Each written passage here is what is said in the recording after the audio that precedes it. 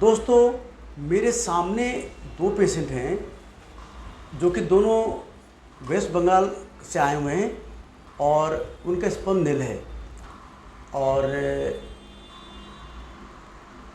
उनका एफएसएच यानी follicle stimulating hormone high है। अब ऐसे में ट्रीटमेंट क्या है? तो आप सब जान लीजिए कि एफएसएच जो हार्मोन होता है वो हमारे ब्रेन के अंदर पिट्यूटरी ग्लैंड होता है, वहाँ से रिलीज होता है और हमारे टेस्टिस के अंदर जो स्पर्म फॉर्मिंग सेल होती है उसे बोलते हैं जर्म सेल। वो एक केमिकल बनाता है इनिबिन। वो इनिबिन जब भी जर्म सेल अच्छा काम करता है तो इनिबिन रिलीज करता है जो कि एफएसएच को बढ़ने से रोकता है। एफएसएच बढ़ने का मतलब होता है कि आपके टेस्टिस के अंदर या तो स्पर्म फॉर्मिंग सेल है ही नहीं, या जो भी स्पर्म फॉर्मिंग सेल कम संख्या में है उसके अंदर फंक्शन करके स्पर्म बनाने की क्षमता नहीं है। अक्सर जो एफएसएच तब हाई होता है जब किसी वजह से टेस्टिस डैमेज हो जाए, चाहे वायरल से डैमेज हो जाए या पैदाइशी जीन यानी क्रोमोसोम डिफेक्ट की वजह से डैमेज हो जाए, या किसी को केमिकल कीमोथेरेपी से डैमेज हो जाए, या ट्रॉमा से डैमेज हो जाए, या कभी कभी टेस्टिस रोटेट करके टॉर्जन से डैमेज हो जाए।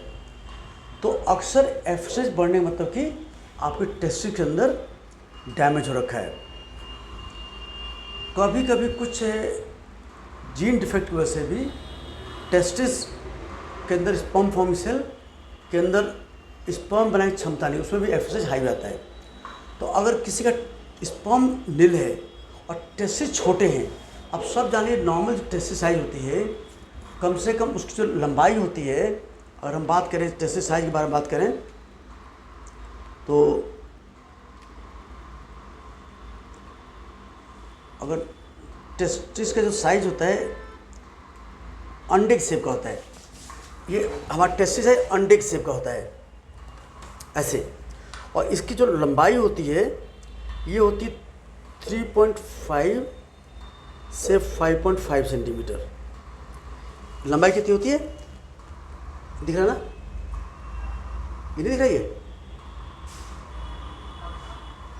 अब अच्छा उल्टा दिख रहा है? अच्छा वो उल्टा दिख अच्छे से है। हाँ, घूम जा रहे तो एनीवे लंबाई होती है 3 इसको वो करना पड़ेगा, इसको ब्लॉक करना पड़ेगा, रोटेशन ये हो गया। अब ब्लॉक कर दिया मैंने, श्योर ठीक है। हाँ ये हाँ, तो इसकी जो लंबाई होती है 3.5 से 5.5 सेंटीमीटर होती है। इसकी जो ये डायमीटर होता है करीब 2.5 सेंटीमीटर होता है। इसका वॉल्यूम अगर देखोगे तो ये होता है 12 ml से लेकर के 25 ml तक। और आपको फोटो दिखाऊं, अच्छा ये ऐसा होता है। आपको पास मेरे पास टेस्टिस हम इससे नापते हैं हम लोग। छोटे बच्चे जो टेस्टिस होता है वो लेस देन 4 ml होता है। ये 4 ml ऐसे छोटे को आ रहा है इसमें। ये बच्चों में प्यूबर्टी से पहले होता है। एक बार प्यूबर्टी स्टार्ट हो जाती है तो ये टेस्टिस साइज बढ़ने लगता है और अप टू 10 ml ये होता है बच्चों में। एक बार फुल डेवलप टेस्टिस हो जाता है, उसकी साइज हो जाती है 12 ml से लेकर के 25 ml तक। तो अगर आपका टेस्टिस इससे छोटा है, आप देखिए हम लोग कहते हैं कि ये हमारा अंगूठा है, अंगूठा इसका जो है समझिए अंगूठे का 1.5 ये आउटर पार्ट है, जो लास्ट ये जो डिजिट है इसका कम से 1.5 होना चाहिए। तो आप अपना अंगूठे का ये पार्ट नाप लीजिए, इसे कम से 50 एक्स्ट्रा होना चाहिए, ये नॉर्मल मिनिमम। और मैक्सिमम करीब आप देखेंगे, आप ये छोटी उंगली देखिए, छोटी उंगली के बराबर करीब हो गया मैक्सिमम। तो अगर आप टेस्टिस छोटे हैं और एफएसएच हाई है, इसका मतलब आपके टेस्टिस के अंदर स्पर्म फॉर्मिंग सेल नहीं है या न के बराबर हैं, और अगर आप साथ में टोटल टेस्टोस्टेरोन भी डाउन है, इसका मतलब कि आपके टेस्टिस के अंदर स्पर्म फॉर्मिंग सेल के अलावा टेस्टोस्टेरोन फॉर्मिंग सेल भी डाउन हैं, वो भी डैमेज हो रखे हैं। इस कंडीशन में कोई इलाज नहीं है। तो ऐसे लोग जिसका टेस्टिस स्मॉल हो, एफएसएच हाई हो, plus minus total testosterone down हो, तो एक ही इलाज बचता है कि उनको दूसरे से स्पर्म लेकर के अपने वाइफ के अंदर आईयूआई करना पड़ेगा। अगर टेस्टिस बहुत छोटे हैं, मान लो टेस्टिस इतने छोटे छोटे हैं तो कोई स्कोप नहीं है। अगर मान लो टेस्टिस साइज थोड़े बल्कि 10 ml या 12 ml 10 इतने हैं, तो ऐसे में कभी कभी कोई लोग बहुत जिद करते हैं कि नहीं मुझे अपना स्पर्म चाहिए, बच्चा अपने स्पर्म लेते हैं, किसी और स्पर्म नहीं लेंगे। तो ऐसे में लोग क्या करते हैं, टीसा करते हैं। कभी कभी स्पर्म नीडल से 5-6 प्रिक मारते हैं इधर इधर सुन करके, तो कभी कभी 10-15% कुछ स्पर्म मिल जाते हैं। उसको लेकर टेस्ट में भी किया जाता है। तो अगर high FSH with small testis with small low testosterone, reality में मोस्ट लाइकली उनको जाना चाहिए दोनों स्पर्म के लिए, दूसरे स्पर्म लेके अपने वाइफ डलवा देना चाहिए। प्लस अगर कोई टेस्टोस्टेरोन लो है तो लो टेस्टोस्टेरोन से फ्यूचर में उनको बोन वीक हो जाएगी, मसल वीक हो जाएंगे, उनका सेक्स डिजायर कम हो जाएगा, उनका मेंटल हमारे अलर्टनेस कम हो जाती है, लॉन्ग टर्म में हार्ट को दिक्कत होती है, क्योंकि लो टेस्टोस्टेरोन से एब्डोमिनल फैट जम जाता है, जिसकी वजह से इंसुलिन रेजिस्टेंस खतरा बढ़ जाता है। ऐसे लोग फ्यूचर में डायबिटीज, हार्ट प्रॉब्लम बढ़ जाते हैं। तो जिसका लो टेस्टोस्टेरोन भी साथ में है, उनको टेस्टोस्टेरोन रिप्लेसमेंट थेरेपी यानी टेस्टोस्टेरोन को रिप्लेस करना पड़े बाहर से, जिससे कि स्वस्थ जीवन जी सकें। ऐसे लोग 250 mg का एक इंजेक्शन आता है, हर 14 डेज में लगाना पड़ता है, कम से कम 55 साल की उम्र तक। इसे बोलते हैं टेस्टोस्टेरोन रिप्लेसमेंट थेरेपी, क्योंकि हार्मोन की कमी उनको रिप्लेस करना पड़ेगा। तो पहला तो ये हो गया। दूसरा इस सीनियर होगा कि एफएसएच हाई है और टेस्टिस साइज नॉर्मल है, मतलब कि हमारा 12 इससे बीच में टेस्टिस साइज नॉर्मल है। इनके अंदर भी सेम ही है कि और टेस्टोस्टेरोन नॉर्मल है। ऐसे लोगों के अंदर क्या है कि स्पर्म फॉर्मिंग सेल की काम नहीं कर रहा या है नहीं, तो आप सिंपल ऐसे हम क्या करते हैं, उनके भी अधिकांश लोग का अगर स्पर्म नील है और एफएसएच हाई है तो बुक तो बोलते कोई इलाज नहीं है, साफ मना कर देते हैं। पर अगर कोई चाहता है कि नहीं मुझे अपना ही बच्चा चाहिए, अपना स्पर्म चाहिए, तो ऐसे हम लोग का उनका हम टीसा करते हैं। टीसा मतलब कि उनका दोनों टेस्टिस से सिरिंज से सैंपल लेते हैं, ये देखने के लिए कि उनके अंदर स्पर्म फॉर्मिंग सेल हैं या नहीं है। और स्पर्म फॉर्मिंग सेल है ही नहीं तो भाई कोई इलाज नहीं है। अगर स्पर्म फॉर्मिंग सेल मिल जाते हैं, मान लो स्पर्म फॉर्मिंग सेल हैं पर स्पर्म नहीं बना पा रहे, उसे बोलते हैं मैच्योरेशन अरेस्ट। नॉर्मली हमारा क्या होता है कि टेस्टिस के अंदर स्पर्म फॉर्मिंग सेल होते हैं, वो पहले जर्म सेल होता है, वो डिवाइड होकर के बनाता है प्राइमरी स्पर्मेटोसाइट, फिर बनाता है सेकेंडरी स्पर्मेटोसाइट, फिर स्पर्मेटेड, फिर स्पर्म। कई स्टेप्स होते हैं।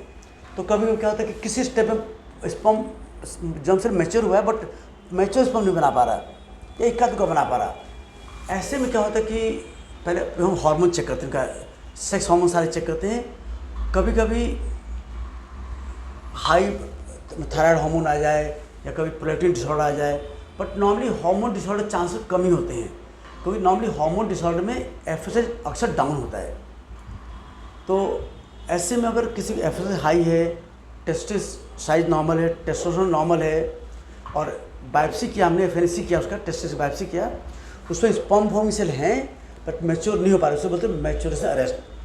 तो ऐसे में कुछ इंजेक्शन देकर ट्राई कर सकते हैं। बुक तो लिखा साफ साफ कि ऐसे लोग को दोनों स्पर्म लेके दूसरे स्पर्म लेके वाइफ डलवाना चाहिए, उससे बच्चा पैदा करें। उसका खर्चा एक बार का 10, 12, 15 हज़ार खर्चा आता है, आसान है। और कोई जिद करे नहीं मुझे अपना ही स्पर्म चाहिए, तो ऐसे में हम क्या करते हैं कि इनको हम गोनेडोट्रोपिन थेरेपी देते हैं। 3 महीने का ट्रायल देते हैं। 3 महीने ट्रायल में कुछ लोग के अंदर 5-10% लोग के अंदर कुछ स्पर्म बाहर आने लगते हैं, जिसे टेस्ट में भी कर सकते हैं। नॉर्मल बच्चा तो कभी नहीं होने वाला है, होना तो टेस्ट में भी ही है। या तो स्पर्म टेस्ट खींच के बाहर निकालें या इलाज के द्वारा बाहर आ जाए। क्योंकि नॉर्मल स्पर्म कोई संभावना नहीं है आपका, क्योंकि आपके अंदर हार्मोन कमी नहीं है, आपके अंदर स्पर्म फॉर्मिंग सेल के अंदर स्पर्म बनाने की क्षमता कम है, उसके अंदर डिफेक्ट है, पैदाइशी या वायरल डिफेक्ट कोई हो, तो इस तरह करना है। तो अब अक्सर लोग मरीज में क्वेश्चन पूछते हैं कि अच्छा, ये तो जवाब कुछ क्वेश्चन पूछना आप लोगों को इस सुनने के बाद, क्योंकि ये देखो पूरे फैक्ट बताइए मैंने। कोई सवाल पूछना आप लोगों को, कोई सवाल पूछे इस जानने के बाद? चलो ठीक है। इसको तो दोस्तों उम्मीद है आपको ये वीडियो अच्छा लगा होगा। अच्छा लगा उसको लाइक करें, सब्सक्राइब करें, शेयर करें। धन्यवाद। एक और अक्सर लोग क्वेश्चन पूछते हैं, अगर किसी नील स्पर्म है और एफएसएच हाई है तो अक्सर क्वेश्चन पूछते हैं कि क्या एफएसएच कम नहीं क्या हंसता है। तो दोस्तों बताता हूँ मैं, ये एफएसएच इसलिए हाई है क्योंकि आपके टेस्टिस के अंदर जर्म सेल यानी स्पर्म सेल या तो है नहीं या उसके अंदर इन्फेक्टिव है, मतलब कि वो बेकार है। एफएसएच अगर आप टेस्टोस्टेरोन का इंजेक्शन दे दें, जेल दे दें, कैप्सूल दे दें, आज एफएसएच मान लो 30 है, कल ये 3 हो जाएगा एक दिन के अंदर। पर एफएसएच कम होने से स्पर्म नहीं बनने लगेगा। जिस तरह किसी कहीं बिल्डिंग धुआं निकल रहा, अब पंखे से धुआं उड़ा दो तो धुआं उड़ाने से सोल्यूशन नहीं हो जाएगा। धुआं इंडिकेट करता है कि आपके घर में आग लगेगी, आग को बुझाना पड़ेगा। सिमिलरली एफएसएच ये इंडिकेट करता है कि भैया आपको टेस्टिस के अंदर स्पर्म फॉर्मिंग सेल नहीं है या है वो यूजलेस है। तो एफएसएच कम करने से आपका स्पर्म बनना ठीक नहीं होगा। तो आई होप समझ आए कि एफएसएच बढ़ता क्यों है। तो एफएसएच इसलिए बढ़ा क्योंकि आपके टेस्टिस के अंदर स्पर्म फॉर्मिंग सेल या तो नहीं है या वो उनके अंदर काम करने की क्षमता नहीं है, क्योंकि sperm forming cell inhibin hormone बनाती है जो कि एफएसएच को चेक करके बढ़ने से रोकता है। चूँकि स्पर्म फॉर्मिंग सेल है नहीं या इन्फेक्टिव है तो इनहिबिन बन नहीं पा रहा, इसलिए आपका एफएसएच हाई है। तो एफएसएच इलाज नहीं करना, आपका इलाज स्पर्म फॉर्मिंग सेल का करना है। तो आई होप से समझ आए कि एफएसएच हाई क्यों होता है और उसका इलाज क्या है और क्या नहीं है।